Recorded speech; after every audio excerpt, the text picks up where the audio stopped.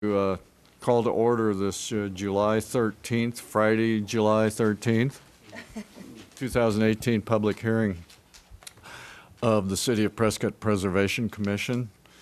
Members present at this meeting are, to my right, Tony Teeters, Gary Edelbrock, Mike Mirko. They spell your name wrong on here. Mike Mirko, Jim McCarver, and Mike King. I'm Robert Burford, the chair of the committee.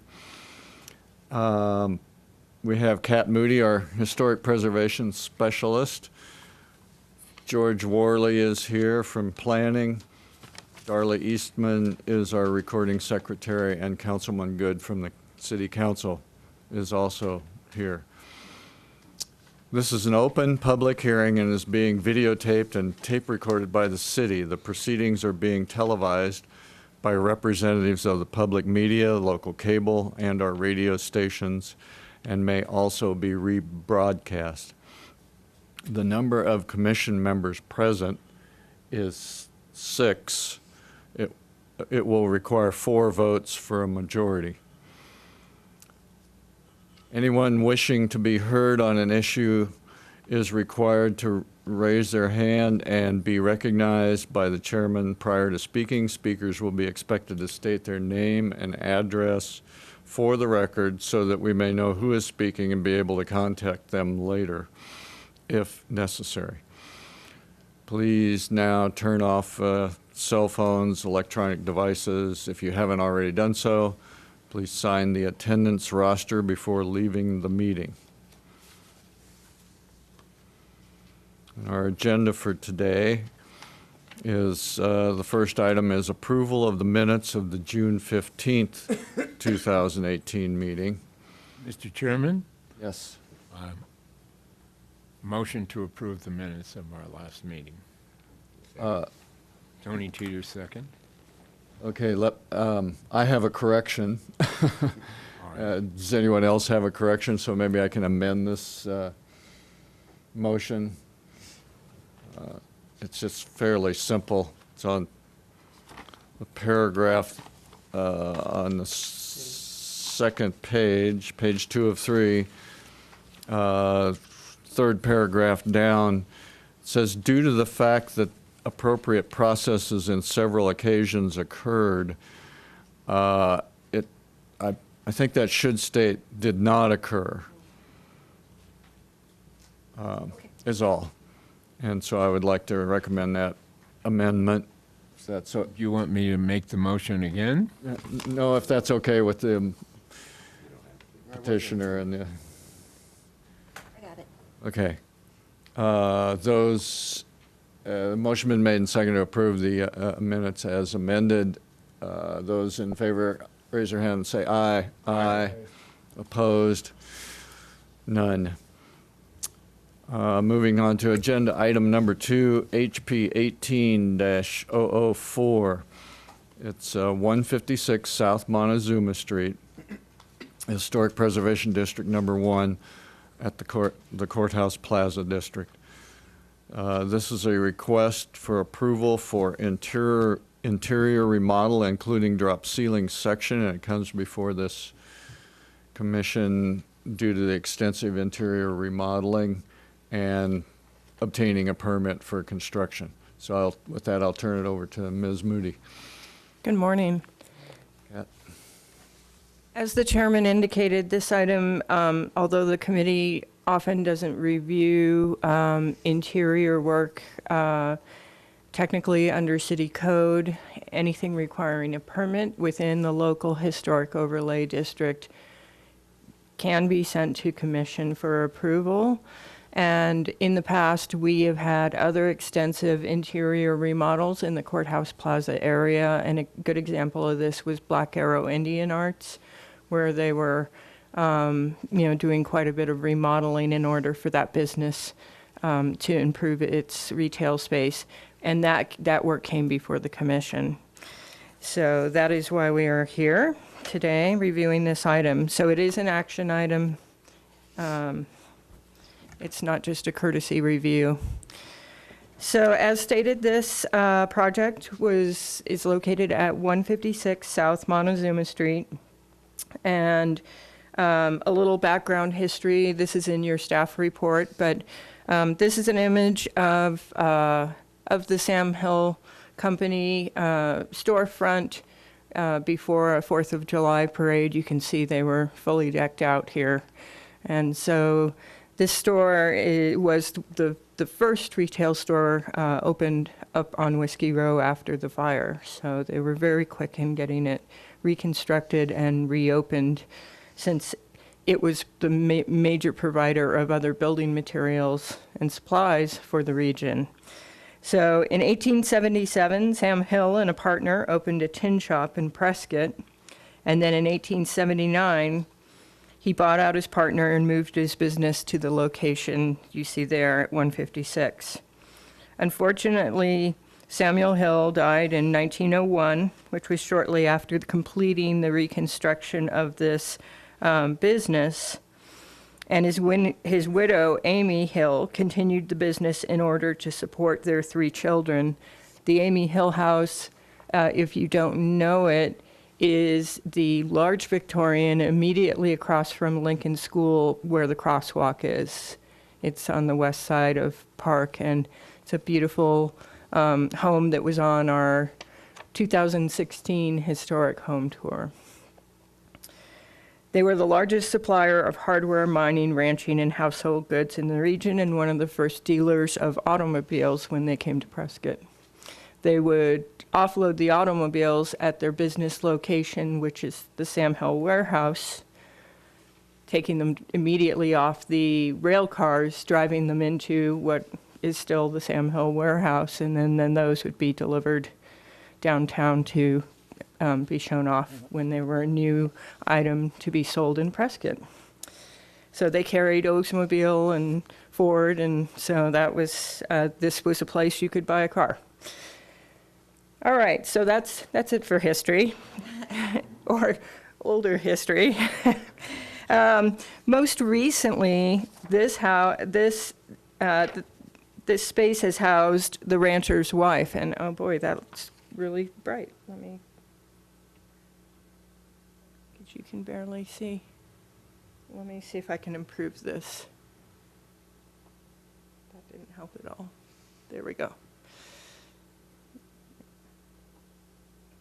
Yeah, it's just not going to be. Anyway, on this awning, there you go. You can see that this was the rancher's wife retail space, and the interior of the space today looks like this.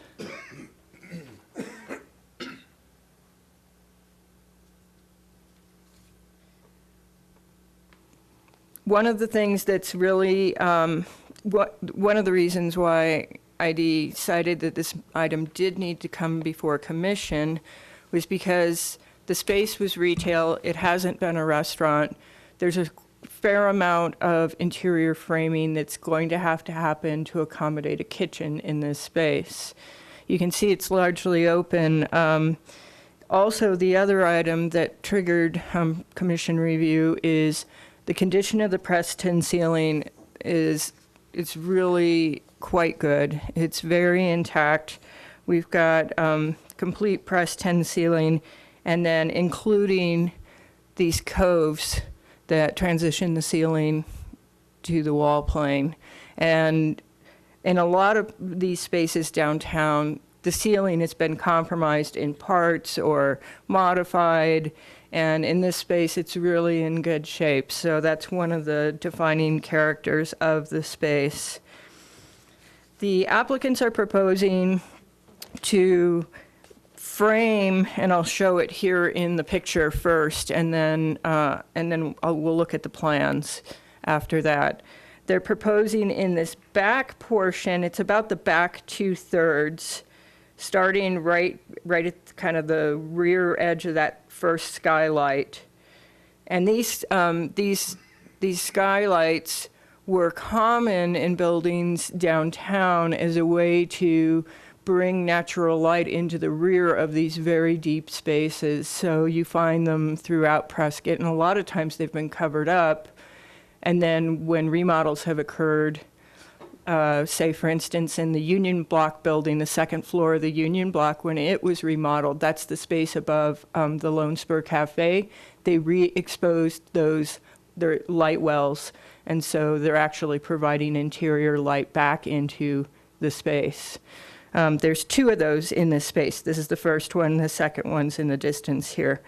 They're proposing to frame a drop ceiling at the rear line so that this front skylight would still be adding light into the middle of the space. And they're proposing to frame interior to the final wall plane here on either side. You know, these temporary elements, shelving, and the dressing rooms here, all of that will be removed. And then they're going to frame a wall in the back 2/3 of the space and then frame a drop ceiling to accommodate the kitchen. The tin ceiling here above that drop ceiling will remain in place. And then in areas where there will be penetrations required for the vent hoods for the kitchen appliances, they are going to remove full square panels of the drop ceiling and salvage those and set them aside so that they can be, the condition can be reversed at some point if the restaurant is no longer in this space. So let's take a look at the plan. And this is a huge plan because it's a big space, so I'm going to have to do it in sections.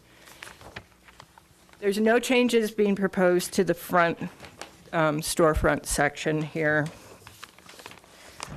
The front portion of the space is going to be for the, the dining room. And then they've got a gelato counter here. And then as we move back, a bar. And then this is beginning the kitchen section, so I'll put this up. So this is the section that's going to be under a drop ceiling here. That skylight, the rear one, will be just sitting above that drop ceiling. They're not touching the skylight. It's staying the way it is. It won't be able to deliver light to the kitchen, however. So then we have the kitchen here and office, restrooms down a hall that's served here on the north side. So handicap accessible restrooms here, rear exit, and storage and food prep area in the back. So that's the layout of the space. Let's look at a cross section.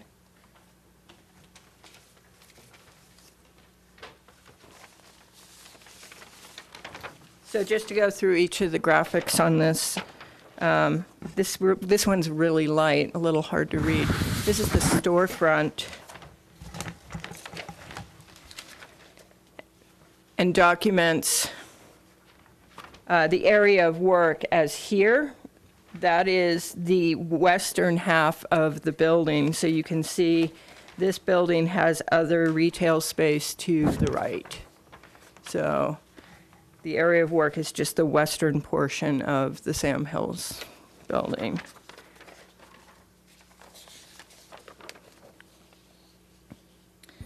This section is an east-west section of the building. So if we're looking at the front, starting at the front here, this section is the dining area and no changes are proposed in that area.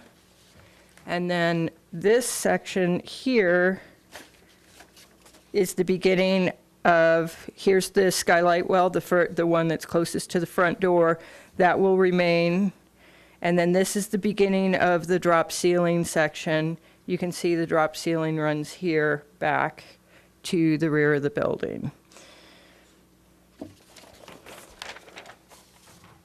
So what's the reason for doing the drop ceiling, not using just using the ceiling that's in there currently? They're gonna, my understanding is they're going to need that for airflow, circulation, holding mechanicals that are part of the vent hoods and things like that.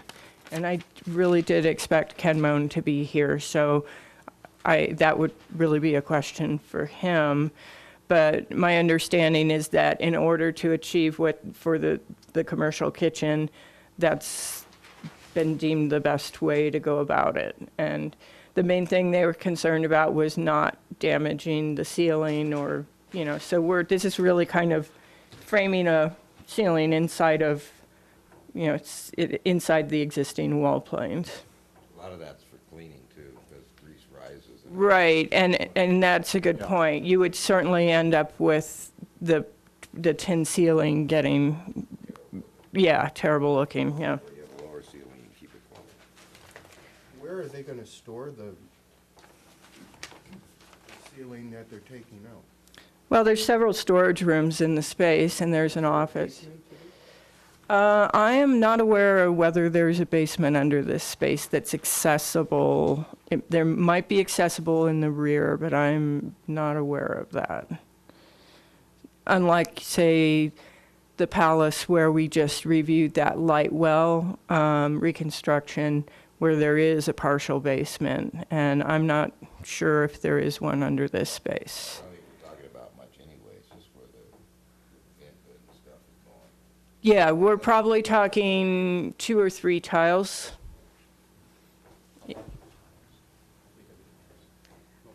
They're bigger than 12 by 12. You can see, 20 by 20? it looks like they're more like 20 or 18 or, I'd say that the largest, they'd be 24 by 24, but they're bigger than a 12 by 12.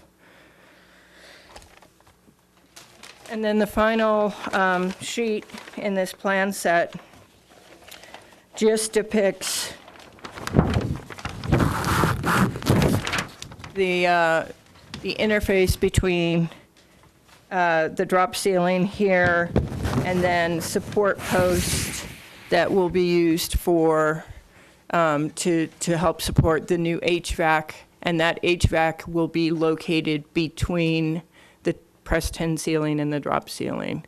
So that will be part of the ventilation system, both for, just ventilation for the people working in the kitchen as well as the venting and exhaust for the kitchen appliances, which are independent systems but are both going to be housed in between those 2 planes. And I will attempt to answer any further questions, but hopefully the architect shows up in the next 10 seconds and he'll be able to assist with that, and I'll turn it over to you all. Are there comments from any of the commission members? Huge project.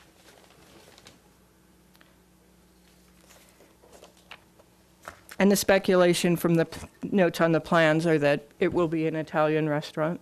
Ah, Do we have any idea how long he plans to complete this undertaking? Well, this is the first step. They get approval from us. He's still working on his plans to submit for permitting. He's probably got a month and a half through permit review. From issuance of the permit, it's probably 3 to 4 month project. So It's a big project. I Fall, early winter, maybe at the earliest, again, depending on how quick he gets through plan review. I'd say, he'd probably be doing good if they were open by the end of the year. It depends on, how many revisions of plan review. This year or next year? Yeah, this year. I suspect it might be 2019, but I do too. Are there any requirements or restrictions on the awning? Are they going to take that down? I spoke with Ken Moan, the architect, about that, and I said, does the applicant know what they're doing for signage? They could bring that before this commission while they're doing this, and then they wouldn't have to come back to commission for their signage. They will have to come before this commission for signage, and because the signage is on the awning from the rancher's wife, that they're gonna have to come back for a change of signage on the awning. So the awning is allowed, there's no restriction? The awning is encouraged. We encourage awnings in this district. And the only thing of note regarding the awning is that one of the things that's kind of come about, and this is completely up to the commission, I'm just mentioning it, there was a trend in, we were seeing a trend in awnings having signage both on the 45-degree angle face and on the valance. And at one point, there was an agreement amongst the current commissioners at the time that they felt like it was starting to get pretty busy, and that they were recommending to applicants that they do one or the other, because most of these businesses also have an under awning sign as well, and you end up with signage in 3 places potentially. So I'm just bringing that up because this is one of those awnings where we may see signage when it comes before you on this 45-degree face, and there may be, you know, proposed signage on the valance. And then each business is allowed one under awning sign that's perpendicular, that's designed to serve the pedestrian traffic on the sidewalk. So I expect the awning to be coming before this commission in the next month or 2.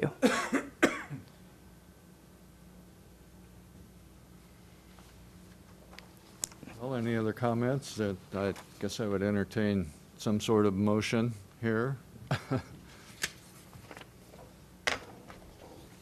Could we just put it on hold and let them carry it over till next month? Well, we I would could. say I think that's they- based on how contentious the item, how you feel about the work being proposed. Yeah, I also think if we don't approve this part, then he's gotta wait to do his plans till we do approve. I mean, Right. get the final plans together.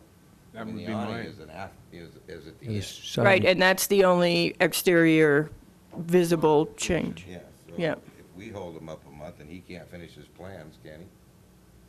Well, he could finish, Are you agreeing with me, George? I am. Okay, thank you.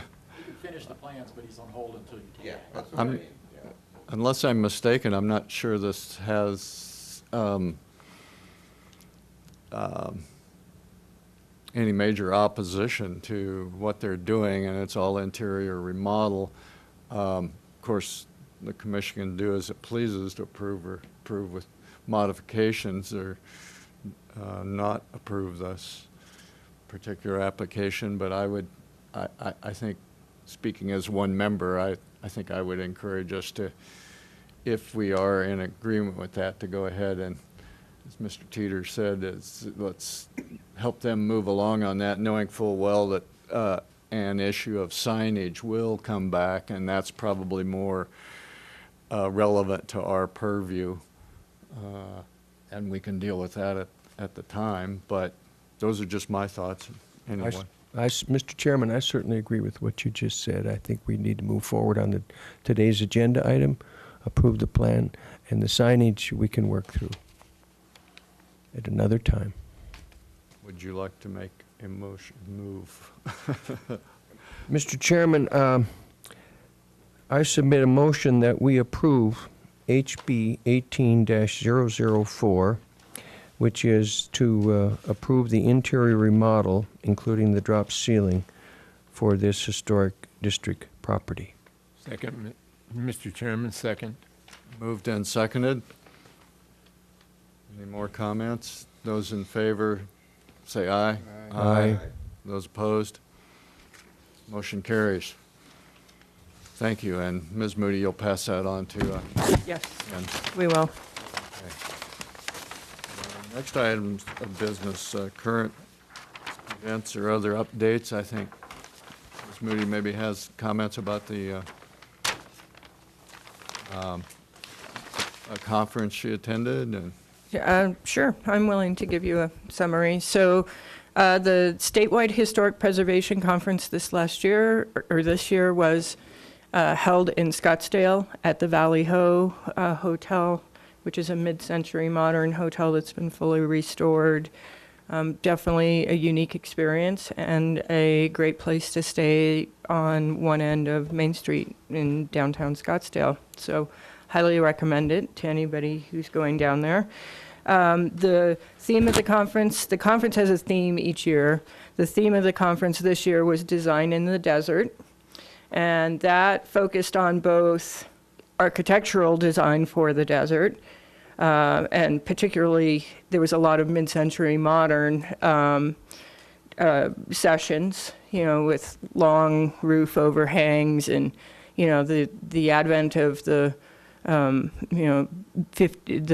Phoenix boom between the 40s, 50s, 60s, and the architectural styles that developed as Phoenix grew very quickly. Prior to the time where everybody had a garage, so lots of carports and creative mid-century modern design analysis took place.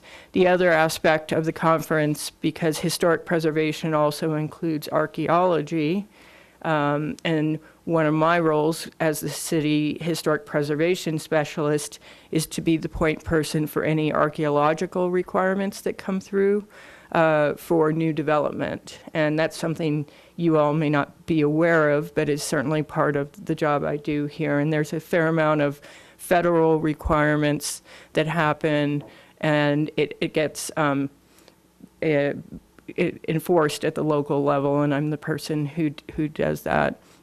And so Design in the Desert also had to do with native culture, design, adaptations to living in a drier environment. And so sessions range from, archaeology all the way to, there was a session on the development of the Airstream trailer and early aluminum trailers as a component of the architectural expression of streamline modern. So those sessions they run for a couple of days, and then there's social lunches and evening events, and then the culmination of the event is the governor's awards for preservation, and there's, I think, 11 different buildings that get nominated, restorations throughout the state that get nominated, and the winner this year happened to go to Doug Stroh, who is a local architect, for a Navajo council project he did for a restoration of their Navajo council building. So that was nice to see Doug get awarded the Ultimate Governor's Award. So it's an honor to get nominated for anything, but yeah, it was nice that Doug Stroh got awarded that. So, and then next year, the conference will be held here. And so we will be based out of the Hacienda Hotel. Sessions will be held in the Hacienda in their conference rooms, in the adjacent Art Deco, the old telephone building, and then across the street at the Elks in the second and third, or the third floor breakout rooms over there. And so as commission members, because it's a local conference, we'll be offering to send you all to that conference next year. And if any of you want to work on the committee, the planning committee, let me know. We will be starting monthly meetings in September of this year. I believe Bill Otwell, myself, Kendall with the Prescott Downtown Partnership, and potentially Doug Stroh are looking at being, right now, the 3 representatives from Prescott to be on that planning committee. So that's my update. Thank you. Thank you. Sounds like a very worthwhile conference, again, as usual. Yep. Do you know the dates for next year's conference? Yeah, I do.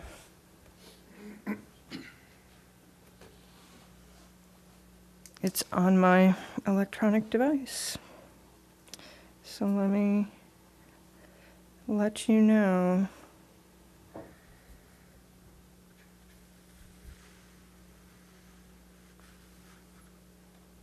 It's almost always in June.